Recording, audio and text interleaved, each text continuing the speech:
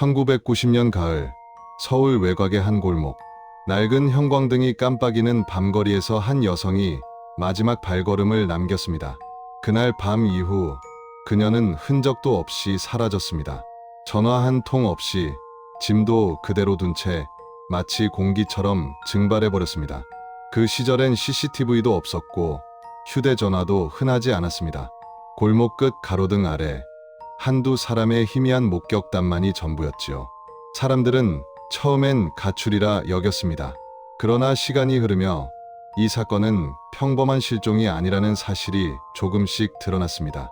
그녀를 둘러싼 관계의 균열, 말하지 못했던 감정들, 그리고 1990년이라는 폐쇄된 사회 속에서 조용히 자라난 왜곡된 집착, 그 모든 것이 결국 한 사람의 운명을 바꿔놓았습니다. 그리고 그 진실은 몇 년이 지나서야 비로소 세상 밖으로 모습을 드러내기 시작했습니다. 1989년 겨울, 그녀는 서울 외곽의 작은 유흥가로 내려왔습니다. 28배 나이, 이혼한 지 채 1년도 지나지 않은 때였습니다. 고향에서는 더는 살아갈 수 없었습니다.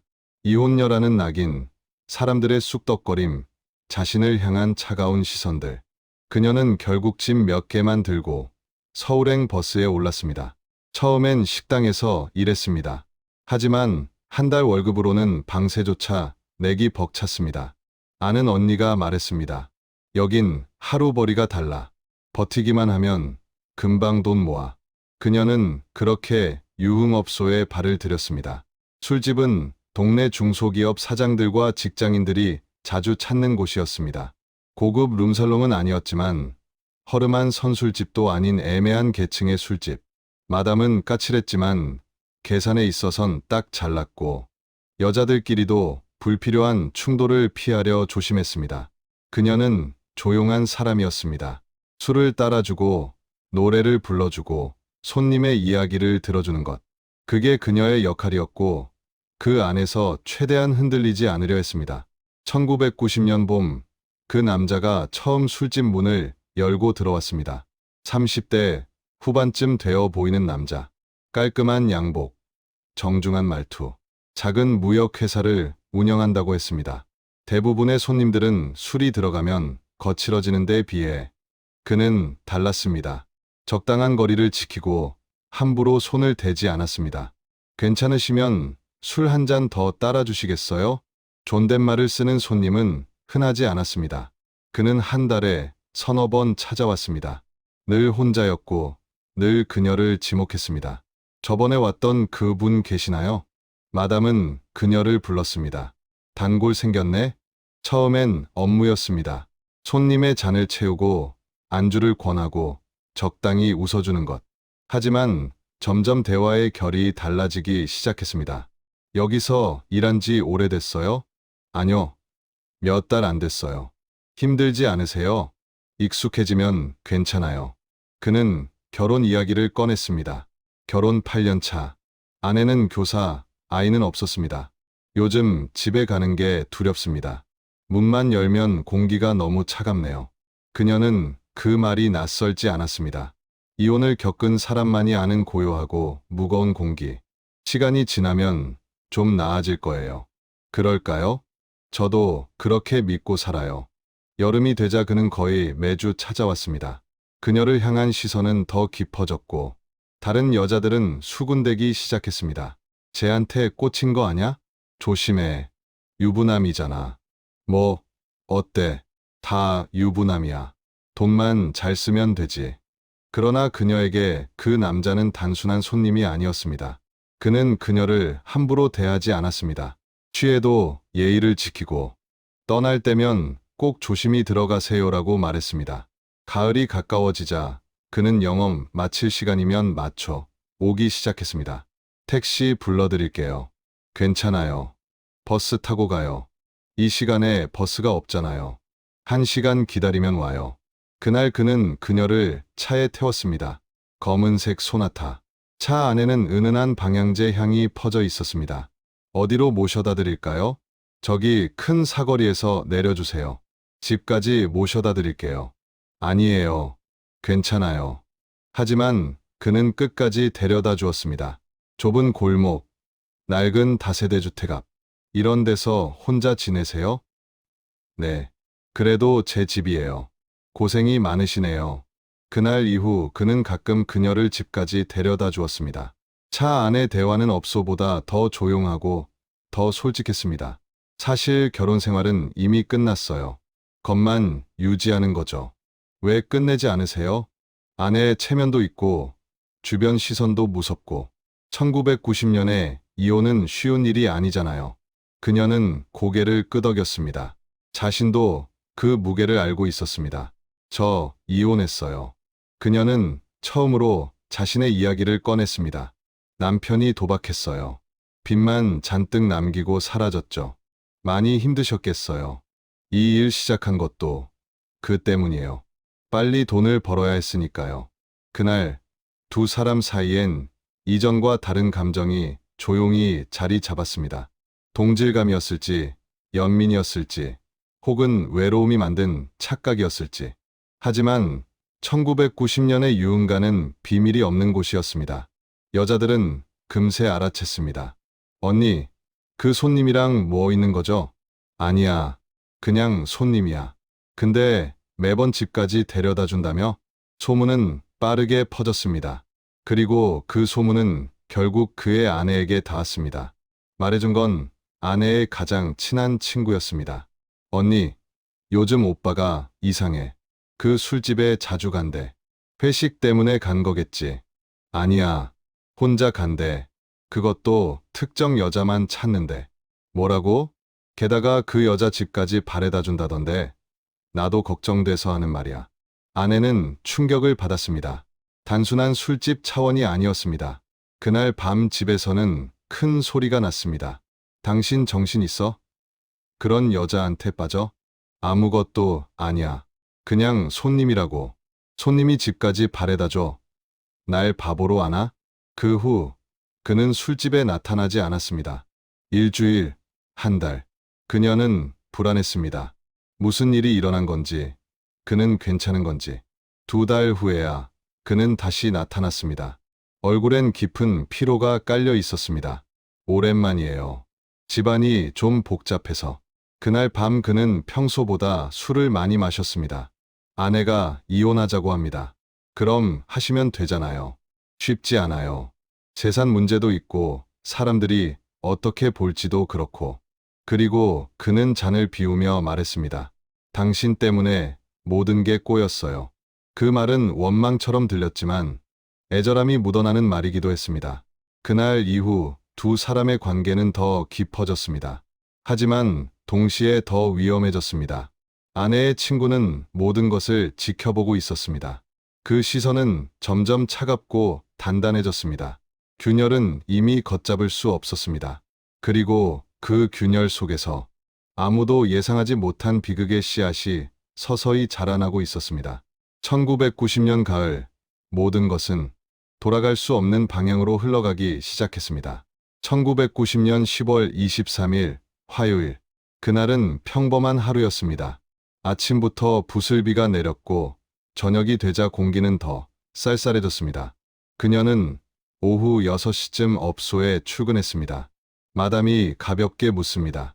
오늘 컨디션 어때? 괜찮아요. 그 손님 오늘 온대. 아예 지목했어. 그 남자는 밤 8시쯤 모습을 드러냈습니다. 혼자였고 평소보다 얼굴이 어두웠습니다. 무슨 일 있으세요? 아내랑 또 싸웠어요. 많이 드실 거예요? 아니요. 오늘은 조금만 마시고 갈게요. 그러나 그는 어느새 소주 2병을 비웠습니다.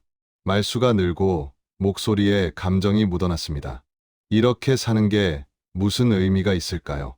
그녀는 대답하지 않았습니다. 술을 따르며 조용히 자리를 지켜주었습니다. 밤 11시가 가까워지자 그는 자리에서 일어났습니다. 오늘은 이만 가보겠습니다. 조심히 들어가세요. 당신도요. 그는 계산을 마치고 나갔습니다. 다른 여성 하나가 그녀에게 속삭였습니다. 언니, 저 남자 진짜 언니 좋아하는 거 맞네. 그냥 손님이야. 눈빛이 다른데 그거 완전 빠진 거야. 자정이 넘어 영업이 끝났습니다. 마담이 말했습니다. 오늘 수고했어. 조심히 들어가. 네. 그녀는 옷을 갈아입고 업소를 나섰습니다. 검은색 가죽 재킷에 청바지, 작은 가방 하나, 지갑, 립스틱, 손거울, 집 열쇠가 들어 있었습니다. 밖은 어두웠고 가로등은 듬성듬성 서 있었습니다. 골목엔 바람 소리만 희미하게 흘렀습니다. 그녀는 버스 정류장으로 향했습니다. 새벽 1시 배차가 마지막이었습니다. 업소에서 정류장까지 약 200m. 좁은 골목을 지나 큰 길로 나가야 했습니다. 그날 밤 그녀를 마지막으로 본 사람은 3명이었습니다. 첫 번째는 같이 일하던 여자였습니다. 언니, 나도 그쪽 가는데 같이 갈까? 아니야, 괜찮아. 너는 반대쪽이잖아. 그래도 진짜 괜찮아. 먼저 가. 그녀는 혼자 걸었습니다. 시간은 새벽 12시 50분쯤. 두 번째는 골목 입구의 포장마차 주인이었습니다. 아가씨, 오늘도 퇴근하나? 네. 아저씨도 그만 들어가세요. 그래야지. 조심히 가. 그는 그녀의 뒷모습을 보았습니다. 검은 재킷, 청바지, 작은 가방, 느릿한 걸음. 세 번째는 골목 중간쯤 사는 노인이었습니다. 불면증으로 창가에 서 있던 노인은 젊은 여자가 지나가는 모습을 보았다고 했습니다. 시간은 12시 55분쯤. 누가 지나가네. 그는 다시 방으로 돌아갔습니다. 그 이후 아무도 그녀를 보지 못했습니다. 버스 정류장까지 남은 거리 50m. 그러나 그녀는 그곳에 도착하지 못했습니다. 다음 날 오전 10시. 업소 마담은 그녀에게 전화를 걸었습니다. 삐삐삐. 받지 않았습니다. 이상하네. 제 전화 안 받는 애가 아닌데. 마담은 다시 걸었지만 여전히 받지 않았습니다. 오후 2시 마담은 그녀의 집으로 향했습니다. 다세대 주택 2층. 초인종을 눌렀습니다. 아무 대답이 없었습니다. 야, 있어? 나야. 문 좀 열어봐. 두드려도 소식이 없었습니다.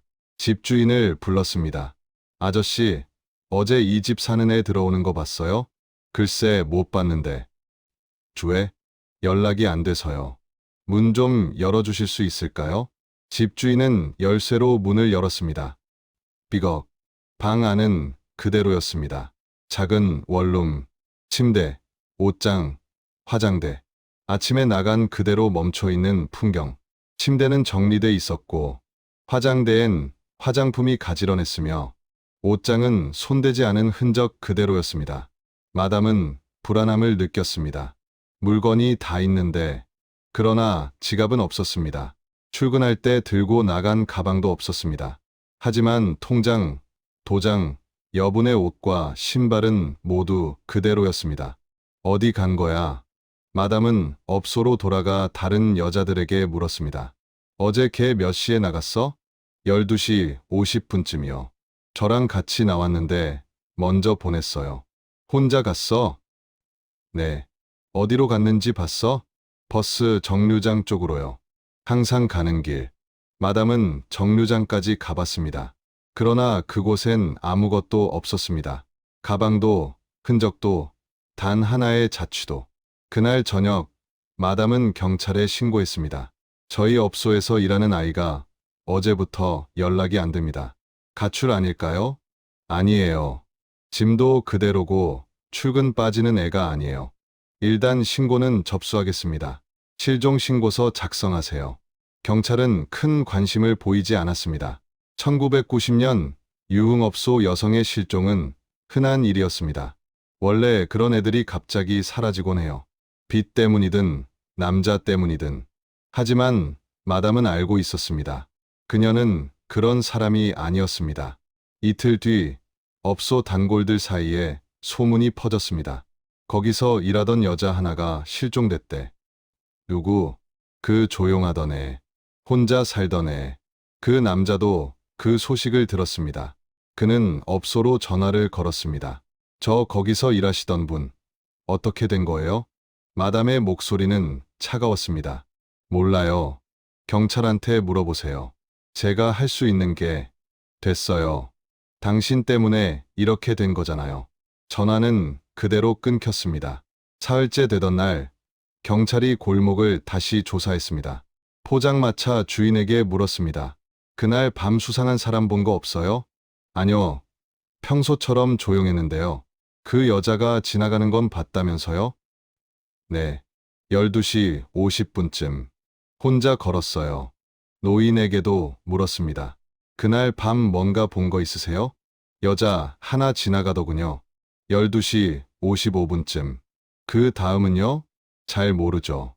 그냥 잤습니다. 버스 기사에게도 확인했습니다. 새벽 1시 배차에 그 여자 탔습니까? 아니요. 그날은 2명 탔는데 둘 다 남자였어요. 경찰은 골목을 따라 걸으며 흔적을 찾았습니다. 하지만 아무것도 나오지 않았습니다. 가방도, 신발도, 옷 조각도. 1990년엔 CCTV가 없었습니다. 골목엔 가로등만 몇 개. 범죄 현장을 재구성할 방법이 거의 없었습니다. 경찰은 단정했습니다. 아마 누군가 차로 데려간 것 같습니다. 증거는요? 없습니다. 하지만 혼자 사라졌다고 하기엔 이상하니까요. 일주일이 지났고 그녀는 여전히 나타나지 않았습니다. 전화도 편지도 어떤 흔적도 남기지 않았습니다. 업소의 여성들은 불안에 떨었습니다. 우리도 조심해야 돼. 밤에 혼자 다니지 마. 누가 따라오면 바로 소리 질러. 마담은 매일 경찰서에 전화했습니다. 진전은 있어요? 아직 없습니다. 좀 더 찾아봐 주세요. 최선을 다하고 있습니다. 그러나 실상은 수사가 멈춰 있었습니다. 단서도 증거도 목격도 모두 희미했습니다. 그녀는 그렇게 사라졌습니다. 1990년 10월 23일 새벽, 골목 어딘가에서 아무도 알아채지 못한 사이에 그녀가 남긴 것은 작은 방 하나, 그녀를 기억하는 몇 사람의 목소리, 그리고 설명되지 않는 침묵뿐이었습니다. 골목은 다시 조용해졌습니다.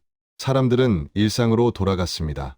하지만 어둠의 어디쯤에선 끔찍한 진실이 여전히 숨을 쉬고 있었습니다. 실종 신고가 접수된 지 사흘째, 경찰서 형사과에서 본격적인 조사가 시작되었습니다. 담당 형사는 40대 중반의 베테랑이었습니다. 유흥업소 여자라고요? 네. 혼자 사는 여자예요. 가족은요? 고향에 오빠가 있다는데 연락 끊긴 지 오래라네요. 형사는 조용히 고개를 끄덕이며 메모를 이어갔습니다. 1990년 당시 유흥업소 여성의 실종은 드문 일이 아니었습니다. 빚을 피해 도망가거나 일터를 옮기거나 혹은 남자 문제로 자취를 감추는 경우가 흔했습니다. 일단 기초 조사부터 하겠습니다. 경찰은 그녀가 살던 집을 다시 방문했습니다. 방 안 구석구석을 확인했습니다. 침대 및 옷장 안, 화장대 서랍까지. 그곳에서 발견된 것들은 다음과 같았습니다.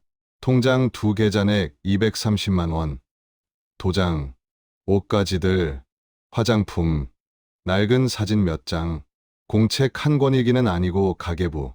가계부에는 수입과 지출이 빼곡히 적혀 있었습니다. 10월 15일 수입 35만 원, 10월 16일 월세 보냄 25만 원, 10월 20일 생필품 3만 원.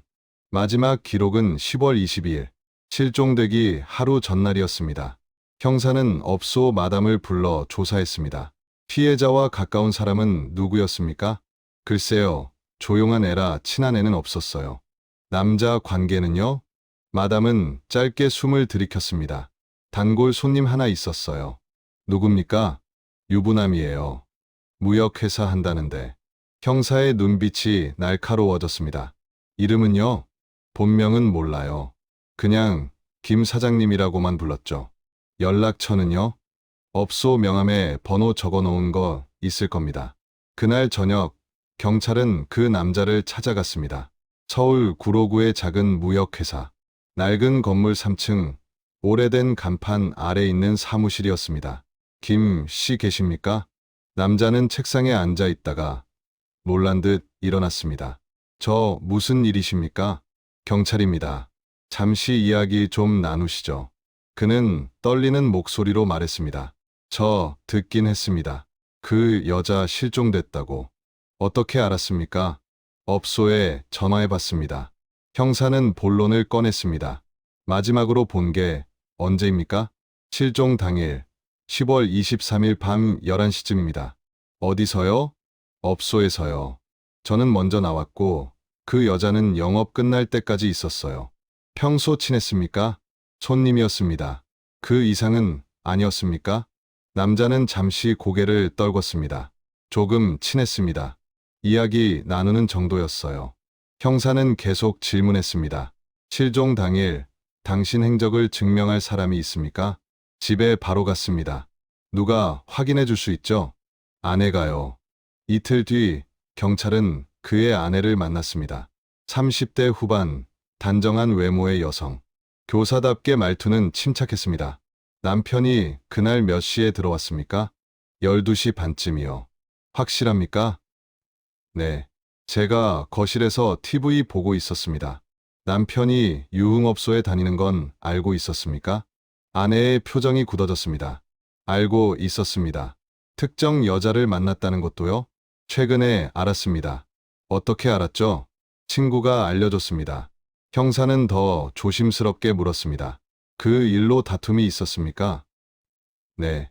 여러 번 있었어요. 남편을 의심하십니까? 아내는 잠시 침묵했습니다. 남편은 그런 사람 아닙니다. 겁도 많고 소심해요. 경찰은 그의 알리바이를 확인했습니다. 업소에서 11시에 나온 것 확인. 집에 12시 반 도착 아내의 증언으로 확인.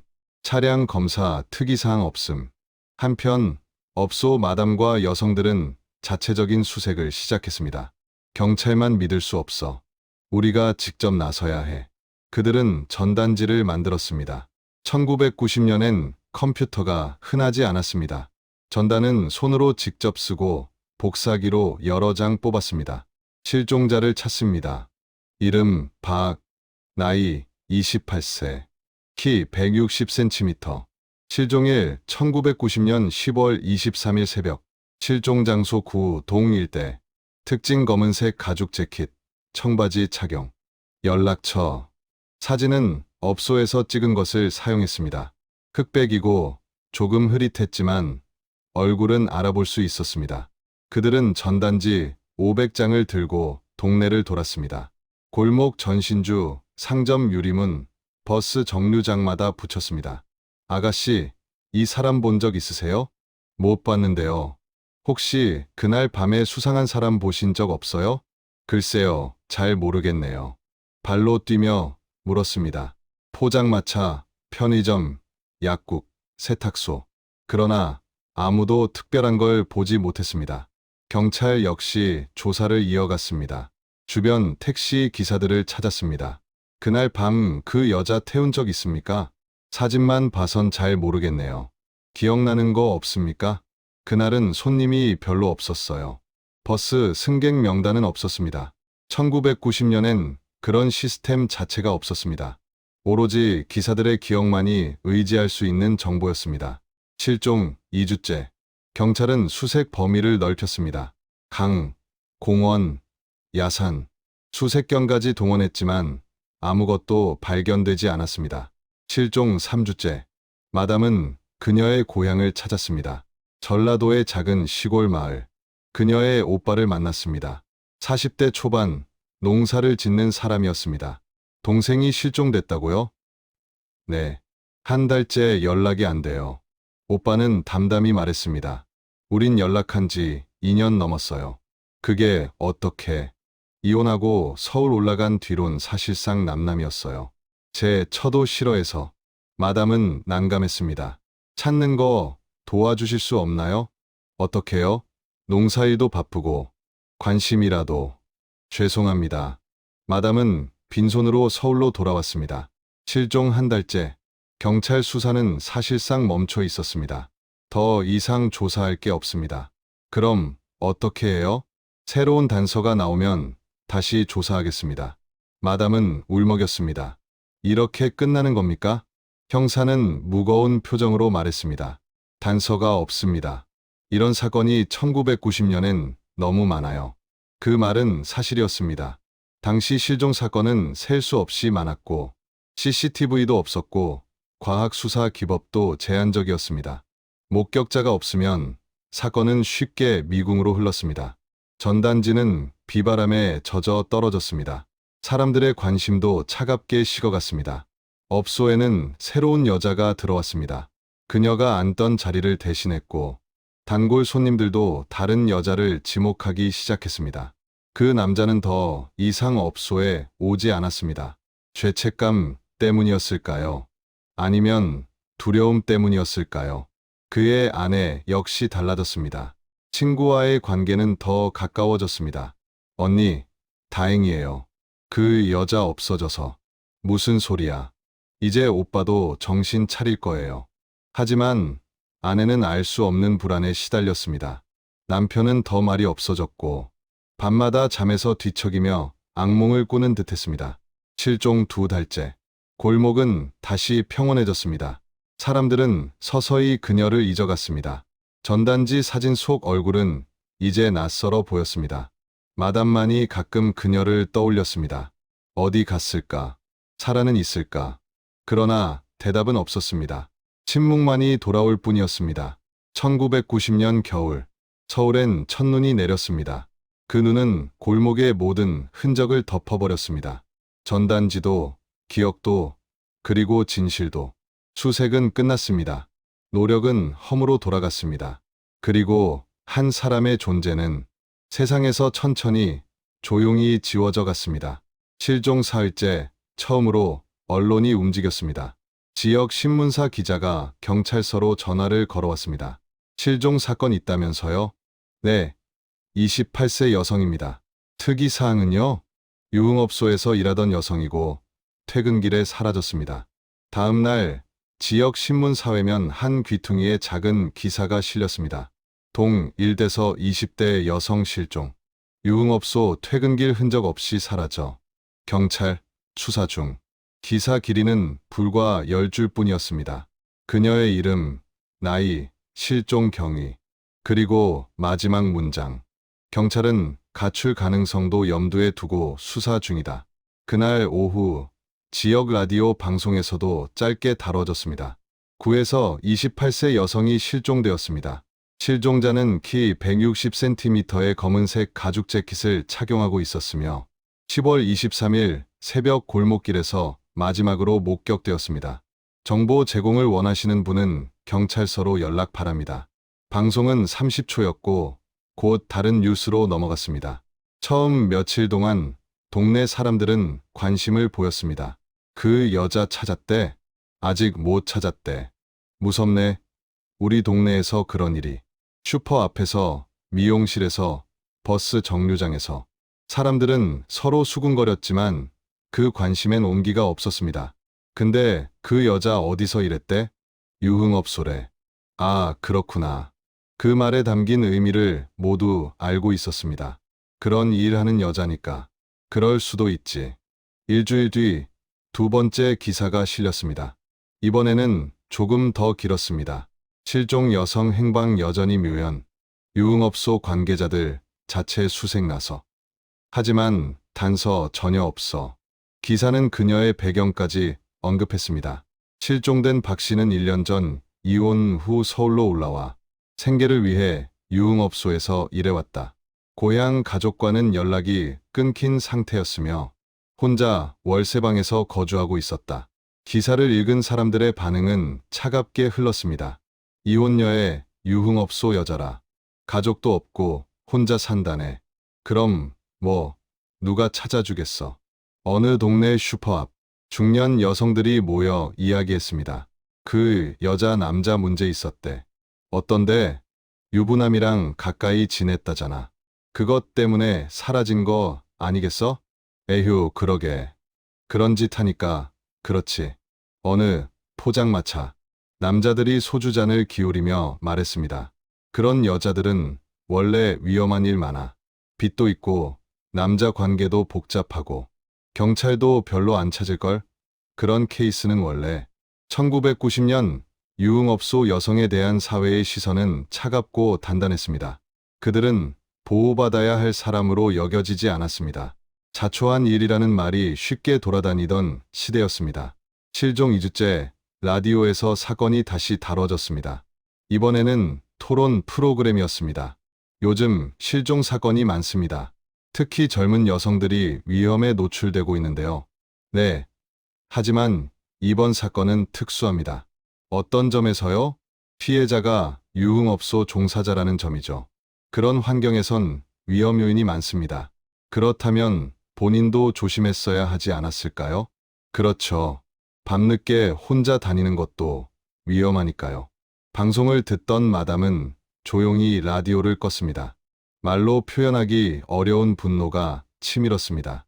조심했어야 한다고 그저 퇴근길이었을 뿐인데, 하지만 그녀의 분노는 어디에도 닿지 못했습니다. 실종 3주째 강남에서 대형 사건이 터졌습니다. 은행 강도 사건이었고 인질극이 5시간 이어졌습니다. 다음 날 신문 일면은 온통 그 사건뿐이었습니다.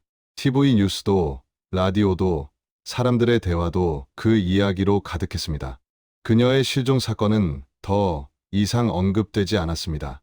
며칠 뒤엔 유명 연예인의 스캔들이 터졌습니다. 사람들의 관심이 완전히 다른 곳으로 향했습니다.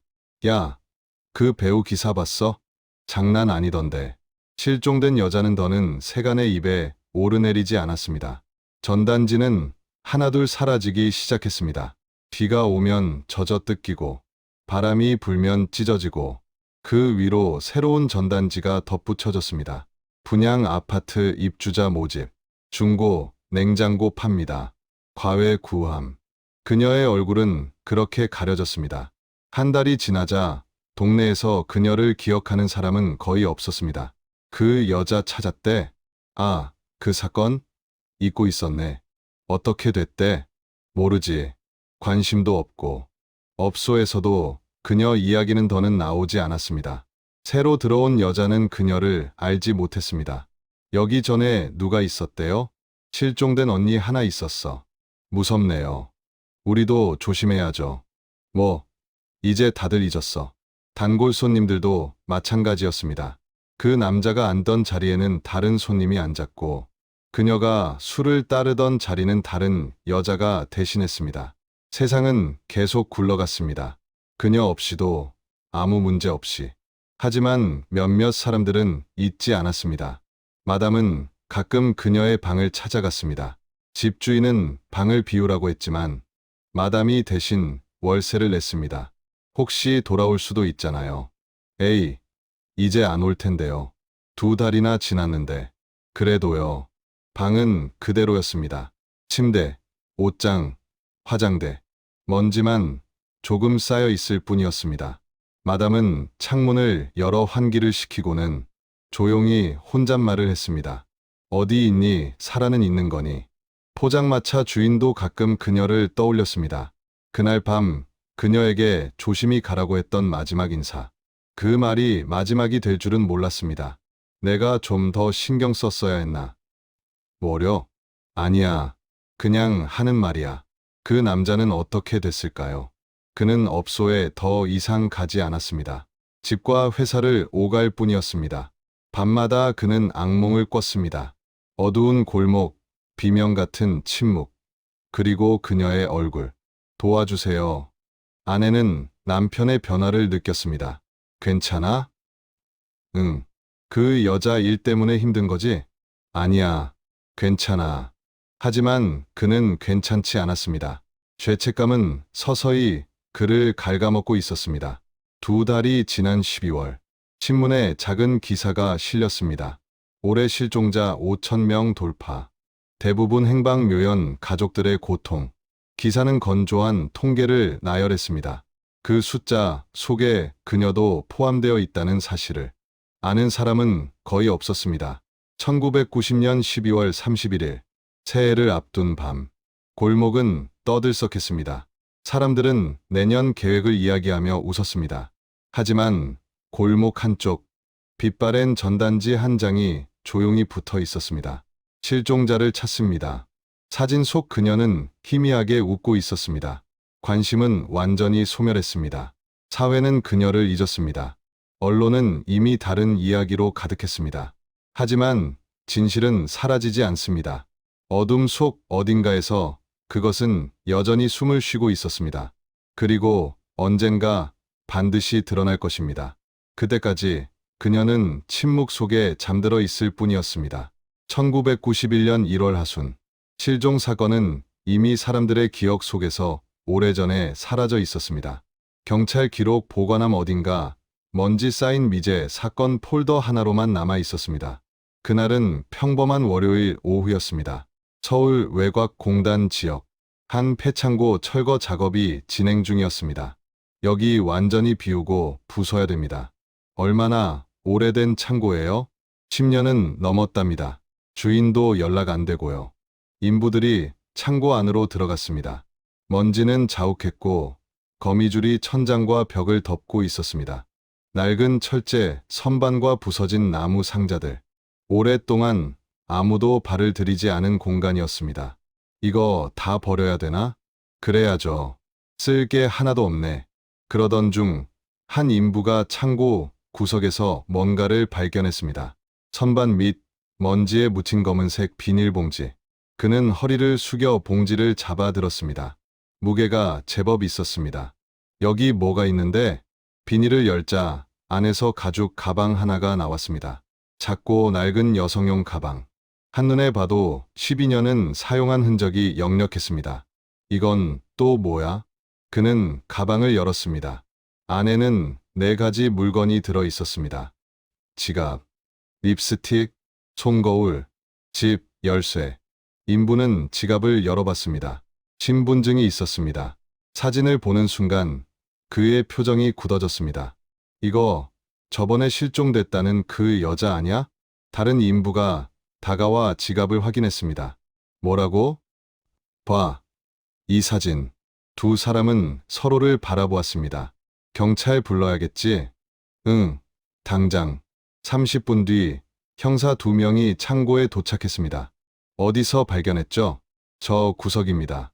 선반 밑에서요. 형사는 장갑을 끼고 가방을 확인했습니다. 신분증을 꺼내 들었습니다. 박. 1962년생. 주소 서울시 구. 형사의 얼굴에 긴장이 스쳤습니다. 이거 그 실종 피해자 맞죠? 맞는 것 같습니다. 즉시 상부 보고가 이루어졌습니다. 1시간 뒤 감식팀이 출동했고 창고는 노란 차단선으로 통제되었습니다. 감식팀은 창고 전체를 수색했습니다. 바닥, 벽, 천장, 선반, 폐기물들까지. 혈흔, 머리카락, 섬유질 어떤 증거라도 찾으려 했습니다. 하지만 아무것도 나오지 않았습니다. 오직 그 가방 하나만이 전부였습니다. 이상하네요. 뭐가요? 가방만 있어요. 다른 흔적은 전혀 없습니다. 형사는 조용히 말했다. 누군가 일부러 여기 숨긴 겁니다. 왜요? 버리려 했거나 증거를 감추려고 했거나. 다음 날 경찰은 가장 먼저 마담에게 연락했습니다. 가방을 발견했습니다. 정말요? 어디서요? 외곽 창고입니다. 확인이 필요합니다. 마담은 서둘러 경찰서로 향했습니다. 증거 보관실, 투명 비닐 안의 가방. 마담은 한눈에 외쳤습니다. 맞아요. 이거 걔 가방이에요. 확실합니까? 네. 제가 생일 선물로 준 거예요. 가방 안쪽에는 작은 글씨가 새겨져 있었습니다. To Happy Birthday. 마담은 떨리는 목소리로 말했습니다. 립스틱도 손거울도 다 걔 거예요. 경찰은 오랜만에 희망을 느꼈습니다. 드디어 단서가 나왔군요. 그럼 이제 찾을 수 있는 겁니까? 최선을 다하겠습니다. 그날 저녁 지역 신문에 기사가 실렸습니다. 3달 만에 실종 여성 소지품 발견. 외곽 폐창고서 가방과 지갑. 경찰 본격 재수사 착수. 사람들은 다시 속삭였습니다. 봤어? 그 여자 가방 나왔대. 창고에서. 그럼 범인 잡히겠네. 그러나 조사 결과는 예상 밖으로 흘러갔습니다. 이 창고는 소유주 5년 전 사망, 상속자들 다툼으로 방치, 최근 3년간 완전 비어있음, 출입 기록 전무. 누구든 드나들 수 있었다는 거네요. 그렇죠. 자물쇠도 부서져 있었고요. 감식팀은 가방을 정밀 분석했습니다. 1991년의 과학수사 기술은 지문 감식이 주력이었습니다. 지문 나왔습니까? 여러 개 나왔습니다. 피해자 것인가요? 일부는 맞습니다. 하지만 감식관은 보고서를 내밀었습니다. 다른 지문들이 있습니다. 범인의 것일 수도 있겠군요. 지문 대조가 시작되었습니다. 경찰은 관련자들을 차례로 소환하여 지문을 채취했습니다. 업소 마담, 동료 여성들, 그 남자, 그의 아내. 2주 뒤 감식 결과가 나왔습니다. 형사는 보고서를 펼치고 그대로 얼어붙었습니다. 이게 뭐죠? 가방 안 물건들에서 나온 지문입니다. 피해자 것이 아니라고요? 감식관은 천천히 고개를 끄덕였습니다. 지갑 안쪽, 립스틱, 손거울 대부분의 지문이 피해자와 일치하지 않습니다. 형사는 난감한 표정으로 물었습니다. 그럼 누구 겁니까? 모릅니다. 데이터베이스에도 없습니다. 잠시 침묵이 흘렀습니다. 그럼 이 가방이 피해자 것이 아니라는 겁니까? 신분증은 피해자 것이 맞습니다. 하지만 다른 물건들은 형사는 머리를 감쌌습니다. 말이 안 돼. 신분증만 피해자 거고 나머지는 다른 사람 거라고? 감식관이 조심스럽게 말했습니다. 가방 자체가 피해자 것이 아닐 가능성도 있습니다. 하지만 마담이 확인했지 않습니까? 1990년대엔 비슷한 가방이 흔했습니다. 착각했을 수도 있습니다. 경찰은 다시 마담을 불러 가방을 건넸습니다. 정말 이게 그 아이 가방이 맞습니까? 마담은 한참을 들여다보았습니다. 그리고 조용히 말했습니다. 비슷하긴 한데요. 비슷하다는 게 무슨 뜻입니까? 모델은 같은데 글씨체가 조금 달라요. 확실합니까? 잘 모르겠어요. 너무 오래됐고 같은 디자인이었으니까. 경찰 내부는 혼란에 빠졌습니다. 그날 밤 열린 긴급회의. 두 가지 가능성이 있습니다. 수사팀장이 입을 열었습니다. 첫째, 가방은 피해자 것이 맞고 범인이 일부 물건을 바꿔 넣은 것. 둘째, 가방 자체가 처음부터 피해자 것이 아닌 것. 신분증만 피해자 것. 둘째라면 다른 피해자가 있다는 얘기입니다. 회의실은 고요해졌습니다. 그 창고에서 다른 범죄가 있었던 겁니까? 그럴 가능성이 있습니다. 다음 날 경찰은 창고 재수색에 들어갔습니다. 이번엔 훨씬 대대적으로 바닥을 파고 벽을 뜯고 배수구까지 확인했습니다. 사흘 뒤 배수구에서 작은 증거가 나왔습니다. 머리카락 몇 가닥, 그리고 낡은 천 조각. 감식 결과 머리카락은 여성의 것. 하지만 피해자와는 일치하지 않았습니다. 이건 다른 여자 머리카락입니다. 언제쯤 묻힌 겁니까? 정확치 않지만 최소 23년은 되었습니다. 경찰은 과거 실종 기록을 다시 뒤졌습니다. 1988년, 1989년. 이 지역에서 사라진 여성들. 기록은 분명했습니다. 1988년 9월 25세 여성 실종, 1989년 4월 31세 여성 실종. 모두 유흥업소 종사자.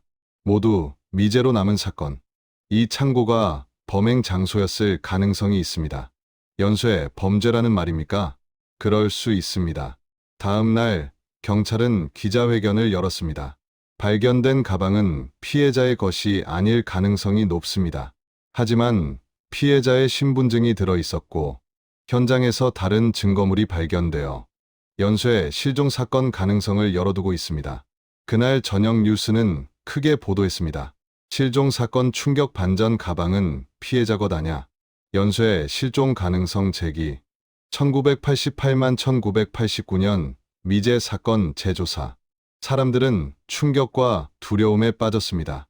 그럼 그 가방은 누구 거야? 다른 피해자 있다는 거잖아? 무섭다. 연쇄 범죄라니. 마담에게도 전화가 왔습니다. 언니, 뉴스 봤어요? 봤어. 그럼 우리 언니는 어디 있는 거예요? 모르겠어. 희망은 산산이 부서졌습니다. 단서라고 믿었던 것은 오히려 더 큰 미스터리를 드러냈습니다.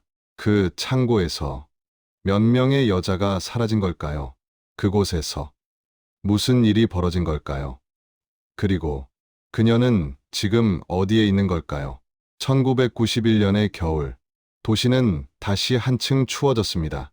사람들의 등골을 더 서늘하게 만든 건 바람이 아니라 마침내 모습을 드러내기 시작한 진실의 그림자였습니다. 그리고 그 진실은 아직 완전히 드러나지 않았습니다. 1991년 2월, 폐창고에서 가방이 발견된 이후 경찰은 사건을 전면 재수사하기로 결정했습니다. 새롭게 꾸려진 수사팀. 팀장은 50대 중반에 수십 년 동안 강력 사건을 맡아온 베테랑 형사였습니다. 처음부터 다시 갑니다. 관계자 전원 재조사합니다. 첫 번째로 불려온 사람은 그 남자였습니다. 그는 이미 지쳐 보였습니다. 작년에 다 조사받았는데요. 압니다. 하지만 새로운 증거가 나왔습니다. 무슨 증거요? 수사 기밀입니다. 실종 당일 행적. 다시 말씀하시죠. 그는 마른 침을 삼켰습니다. 11시에 업소에서 나왔습니다. 바로 집으로 갔고 12시 반쯤 도착했습니다. 아내가 있었습니다. 중간에 들른 곳은 없습니다. 확실합니까? 네. 형사는 그의 눈동자를 뚫어지게 바라보았습니다. 당신 피해자에게 감정이 있었죠? 그건 조금은. 그 감정이 사건과 연결된 건 아닙니까? 아닙니다. 정말 아닙니다. 그의 차는 다시 조사받았고 그날 행적도 다시 검증됐습니다. 하지만 여전히 결정적인 흔적은 나오지 않았습니다. 두 번째는 그의 아내였습니다. 조용하고 단정한 교사. 그녀는 흔들림 없는 얼굴로 경찰에 들어섰습니다. 남편 때문에 고생 많으시죠? 괜찮습니다. 실종 당일 남편이 12시 반에 들어온 건 맞습니까? 네. 제가 거실에서 TV 보고 있었어요. 무슨 프로그램이었습니까? 정확히는 기억 안 나지만 뉴스였던 것 같습니다. 형사는 질문을 깊게 밀고 들어갔습니다. 남편을 의심한 적 있습니까? 아내는 짧게 숨을 들이켰습니다. 처음엔요. 그 여자를 계속 찾으니까. 지금은요? 지금은 아닙니다. 남편은 그런 사람 아니에요. 겁이 많고 남에게 손도 못 대는 사람이에요. 그 여자를 만난 적 있습니까? 없어요. 그 여자가 어떤 사람인지 어떻게 아셨습니까? 친구가 알려줬습니다. 친구? 네. 대학 동기. 이정아라는 친구예요. 형사의 손이 순간 멈췄습니다. 그 친구는 어떻게 알았습니까? 우연히 봤대요. 남편이 그 업소에 자주 드나드는 걸. 형사는 고개를 들었습니다. 우연히요? 그 동네를 자주 지나가나요? 그건 모르겠습니다. 이정아.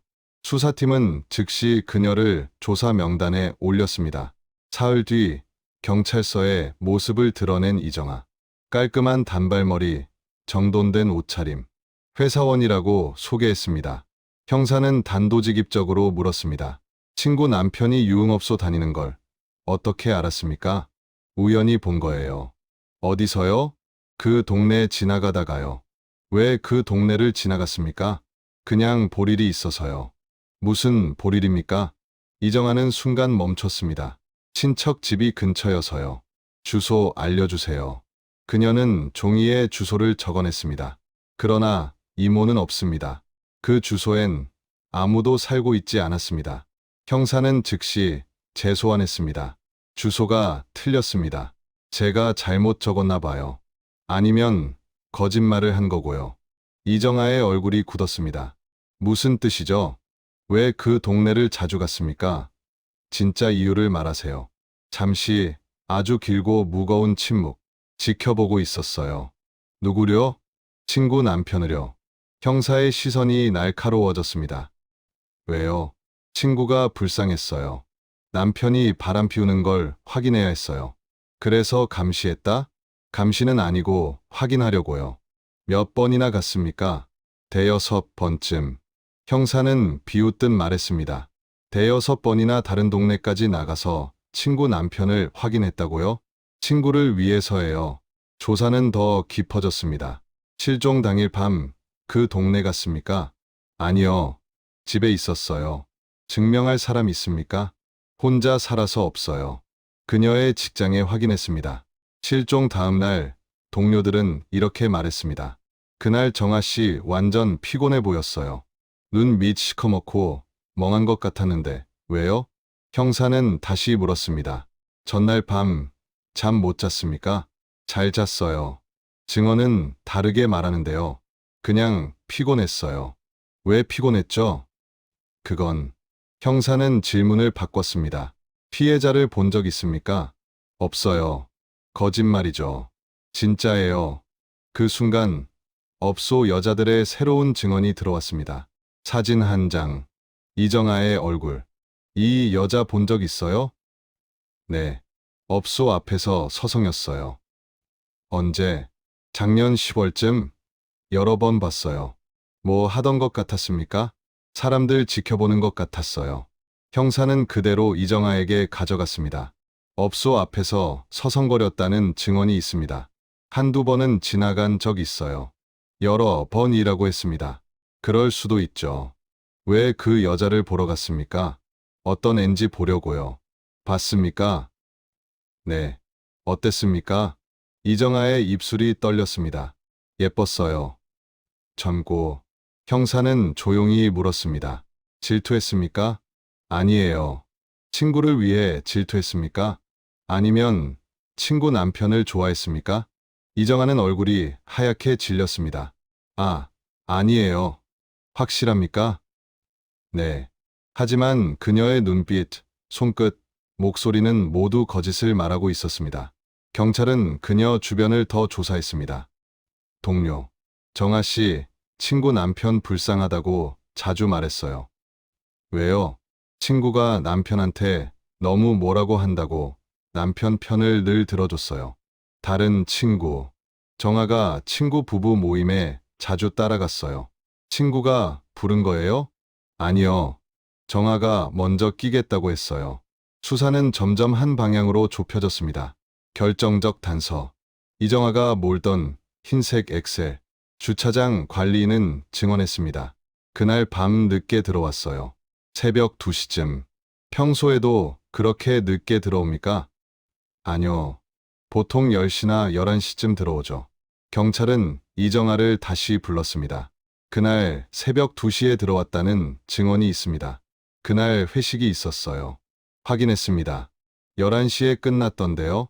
친구 집에 갔어요. 그 친구 안 왔다고 하던데요. 더 이상 도망칠 곳은 없었습니다. 거짓말을 계속하면 공범으로 의심할 수밖에 없습니다. 전 아무 짓도 안 했어요. 그럼 왜 거짓말을 합니까? 그날 밤 어디 있었습니까? 긴 침묵. 그리고 무너짐. 그 여자를 만났어요. 공기가 멈췄습니다. 어디서? 골목에서요. 업소 끝나고 나오는 걸 기다렸어요. 왜 기다렸습니까? 겁주려고요. 어떻게 겁을 줬습니까? 차에 태워서 협박했어요. 친구 남편한테서 손 떼라고 안 그러면 가만 안 둔다고. 그 여자는 뭐라고 했습니까? 울면서 알겠다고 했어요. 그만두겠다고. 그리고요? 이정아는 말을 잃었습니다. 울음만 터져 나왔습니다. 형사는 확신했습니다. 범인은 아내가 아니었습니다. 남편도 아니었습니다. 가장 가까운 자리에서 조용히 미움을 키워온 사람. 친구라는 이름으로 다가온 바로 그 여자였다. 1991년 3월 폐창고에서의 발견 이후 이정아는 결국 구속됩니다. 죄목은 살인 혐의였습니다. 하지만 시신이 발견되지 않아 수사는 여전히 모호한 공기 속을 걷고 있었지요. 증거라고는 그녀의 자백과 여러 정황뿐이었습니다. 변호인은 첫 조사에서 말합니다. 시신 없이 살인죄를 인정받기는 어렵습니다. 검찰이 하지만 자백이 있습니다라고 맞서자 변호인은 침착하게 대답합니다. 자백은 언제든 번복될 수 있습니다. 예상대로 이정아는 다음 조사에서 진술을 뒤집습니다. 저는 그 여자를 죽이지 않았습니다. 하지만 차에 태웠다고 했지요. 태운 건 맞지만 협박만 하고 내려줬습니다. 어디서였습니까? 시 외곽입니다. 택시 탈 수 있는 곳이었습니다. 그럼 내려준 뒤 살아 있었다는 말입니까? 모르겠습니다. 그 이후는 보지 못했습니다. 검찰은 난감해집니다. 시신이 없고 직접 증거는 없고 자백은 번복되었기 때문이지요. 하지만 정황은 계속 쌓여갔습니다. 실종 당일 새벽 2시에 늦은 귀가, 거짓, 알리바이, 업소 앞을 반복적으로 서성였다는 증언, 피해자에게 향했던 적개심과 질투, 이 모든 작은 조각들은 서서히 하나의 방향을 가리키고 있었지요. 결정적인 단서는 차량에서 나왔습니다. 이정아의 차 트렁크에서 미세한 혈흔이 검출된 것입니다. 1991년 당시의 신원 감정 기술은 원시적이었기에 DNA까지는 확인할 수 없었지만 혈액형만은 판별할 수 있었습니다. 혈액형 A형, 피해자의 혈액형도 A형이었습니다. 검사가 말합니다. 이건 우연이 아닙니다. 이정아의 얼굴은 순식간에 굳어집니다. 그건 제 피일 수도 있습니다. 당신 혈액형은 O형이지요. 그녀는 아무 말도 하지 못합니다. 이어진 감식에서는 조수석 안전벨트에서 재킷 섬유 조각이 나옵니다. 피해자가 마지막으로 입었던 옷과 동일한 재질이었습니다. 이 발견으로 사건은 빠르게 기소 절차로 나아가게 됩니다. 1991년 5월 검찰은 정식 기소를 결정합니다. 혐의는 살인 및 사체유기였습니다. 7월 첫 공판이 열립니다. 법정은 언론과 방청객들로 가득 찼습니다. 업소 마담, 그 남자, 그리고 그의 아내도 모두 법정의 모습을 드러냅니다.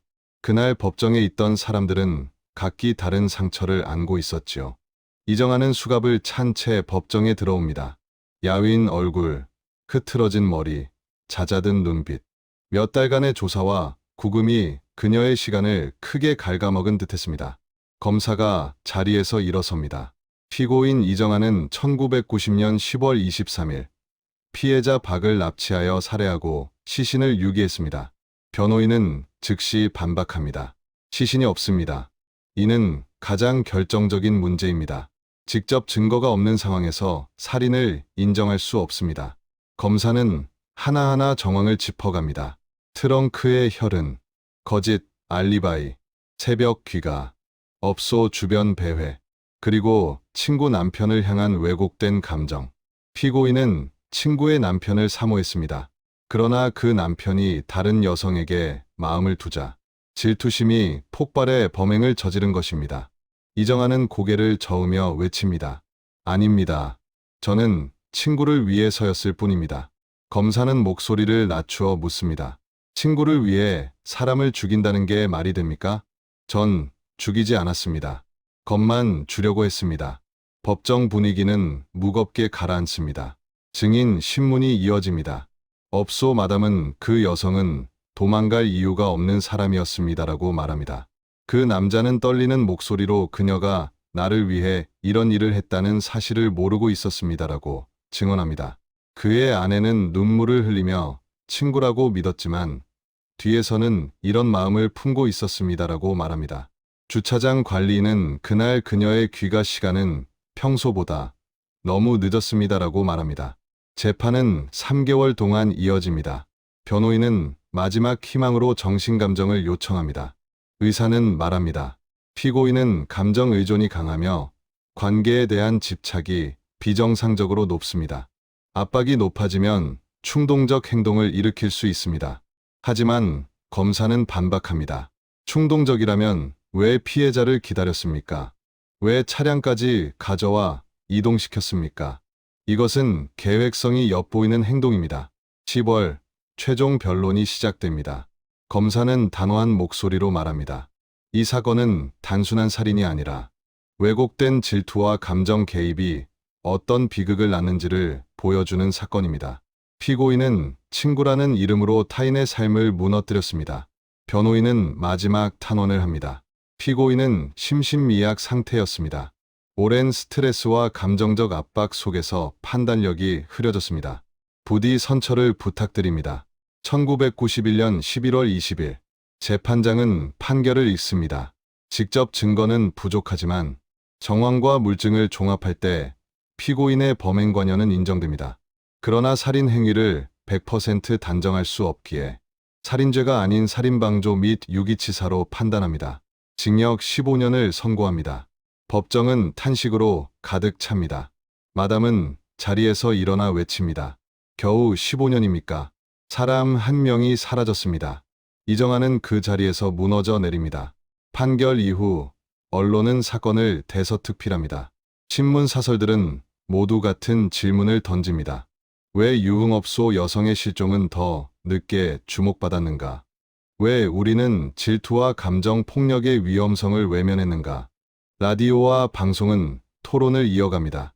직업과 관계없이 모든 실종은 동등하게 다뤄져야 합니다. 질투와 집착을 방치한 관계는 결국 폭력으로 이어질 수 있습니다. 여성단체들도 목소리를 냅니다. 유흥업소 여성 역시 보호받아야 할 시민입니다. 그들의 실종과 위험을 사회가 더 이상 외면해서는 안 됩니다. 경찰청은 뒤늦게 대책을 발표합니다. 앞으로 실종 신고 시 초기 대응을 강화하겠습니다. 특히 여성 실종은 골든타임 내 수색을 원칙으로 하겠습니다. 1992년 재판을 마치고 돌아온 아내는 결국 남편과 이혼합니다. 더 이상 함께 살 수 없습니다. 그 남자는 회사를 정리하고 사람들의 시선을 피해 조용히 사라집니다. 업소 마담은 피해자의 방을 3년 동안 비워둡니다. 월세까지 대신 내며 그녀가 돌아오기를 기다렸지만 결국 어느 겨울날 마지막 짐을 정리하며 흐느낍니다. 미안합니다. 지켜주지 못해서 미안합니다. 1993년 한 작가가 사건을 책으로 펴냅니다. 골목 끝에 침묵이라는 제목의 논픽션은 사람들에게 처음으로 이 사건의 전모를 알려주는 계기가 됩니다. 1994년에는 대학 강의에서 이 사건이 감정 폭력과 집착의 실체 사례로 다뤄집니다. 교수는 말합니다. 질투는 누구에게나 있지만 통제하지 못하는 질투는 언제든 폭력이 됩니다. 세월이 흘러 2006년 이정아는 15년 복역 후 조용히 출소합니다. 그녀는 어디론가 사라지고 그 뒤의 삶을 아는 사람은 없지요. 하지만 피해자는 끝내 발견되지 않습니다. 그녀가 어디에 남겨졌는지, 그날 새벽 무슨 일이 있었는지, 그 비밀은 오직 한 사람만 알고 있었지요. 1990년 골목에서 사라졌던 한 여성, 그리고 그 비극이 남긴 질문들. 질투는 어디까지 용인될 수 있는가? 타인의 삶에 개입하는 행동은 과연 정의인가, 폭력인가? 우리는 정말 서로를 이해하고 있는가? 그 질문들은 지금도 여전히 우리에게 남아 있습니다. 그리고 앞으로도 오래 기억될 것입니다. 2025년 가을입니다. 서울 외곽의 그 골목은 이제 완전히 달라졌습니다. 낡았던 건물들은 헐리고 대신 새 아파트들이 줄지어 들어섰습니다. 어둠에 잠기던 골목길엔 밝은 LED, 가로등이 빼곡히 설치되어 있죠. CCTV는 사각지대 없이 거리를 비추며 사람들의 일상을 지켜보고 있습니다. 하지만 기술이 아무리 발전해도 35년 전 그날 밤의 침묵은 여전히 그 자리에서 떠나지 않았습니다. 예전 업소가 있던 자리엔 작은 편의점이 들어섰습니다. 그녀가 마지막으로 걸었던 비포장 골목은 깔끔한 포장도로로 바뀌었고 그 길을 오가는 사람들은 여기서 누군가가 사라졌다는 사실조차 모르고 지나갑니다. 그러나 우리는 기억해야 합니다. 1990년의 비극은 과거가 아니라 지금도 반복되는 현재형의 경고입니다. 질투는 여전히 사람을 집어삼키고 왜곡된 정의감은 누군가의 삶을 쉽게 무너뜨립니다. 그리고 타인의 삶에 대한 무심한 개입은 지금 이 순간에도 새로운 상처를 만들고 있죠. 우리는 스스로에게 물어야 합니다. 친구라는 이름으로 걱정이라는 가면을 쓰고 누군가의 경계를 침범하고 있지는 않은지요. 또는 내가 통제하지 못한 감정 때문에 누군가에게 돌이킬 수 없는 상처를 주고 있는 건 아닌지요. 그녀는 끝내 발견되지 않았습니다. 어디에 잠들어 있는지, 지금 어떤 모습으로 남아 있는지 아무도 모릅니다. 하지만 그녀의 이야기는 사라지지 않습니다. 기억은 사라지지 않고 진실은 언젠가 반드시 떠오릅니다. 그리고 우리가 기억하려는 마음, 그 마음이 곧 정의의 첫걸음입니다. 정의는 거창한 것이 아닙니다. 한 사람의 삶을 잊지 않는 것, 그가 어떻게 살았고 어떤 이유로 사라졌는지 마음에 남겨두는 것, 그 작은 기억들이 모여 정의가 시작되는 것이죠. 1990년 10월 23일 골목에서 사라진 28살 여성. 부디 그녀를 기억해 주십시오. 그녀의 삶을 기억해 주십시오. 그리고 다짐해 주십시오. 다시는 이런 비극이 반복되지 않도록, 어떤 이의 삶도 이유 없이 지워지지 않도록 우리가 서로를 존중하고 경계를 지키고 감정을 다스릴 수 있도록 노력하겠다고 말입니다. 그녀를 잊지 않는 일. 그것이 지금을 사는 우리가 할 수 있는 작고도 마지막 책임입니다. 이야기는 여기서 끝나지만 남겨진 이들의 기다림과 상처는 여전히 현재형으로 남아 있습니다. 우리가 함께 기억하려 할 때 그들의 고통은 조금은 가벼워질지도 모르지요. 지금까지 실종의 흔적이었습니다. 부디 다음 이야기에서도 함께 해주시기 바랍니다. 구독과 알림 설정으로 사라진 이들의 발자국을 계속 따라가 주세요.